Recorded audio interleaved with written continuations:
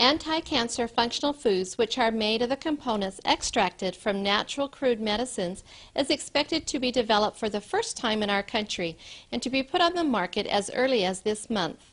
These foods, called HemoHim and Hebaton, play the functions of preventing the damage of living bodies and promoting hematogenesis, immunity, and the regeneration of living tissues. In order to prove such effects, the cancer cells were injected into mice. In the left mouse, cancer cells continue to be transmitted, whereas in the right mouse, into which the functional foods were injected, the effect for controlling cancer cells occurred. These two functional foods developed this time extracted their components from our traditional Oriental medicines, including Angelica gigas Nakai.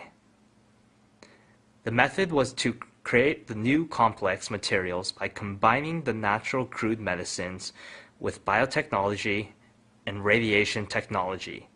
Each component was separated, so each effect was tested. And then, in order to maximize each effect, the components were reorganized again.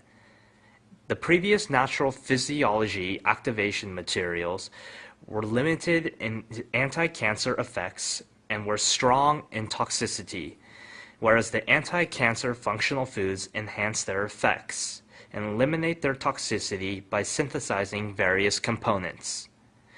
These anti-cancer functional foods is expected to be put on the market in parallel with the clinical test in Korea Atomic Energy Hospital.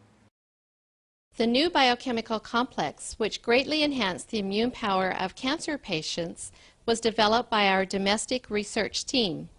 According to the results of a clinical test, the recovery of leukocyte was enhanced and the side effect of cancer treatment was largely eliminated. HemoHim, the natural crude medicine material, which was made by mixing natural crude medicines.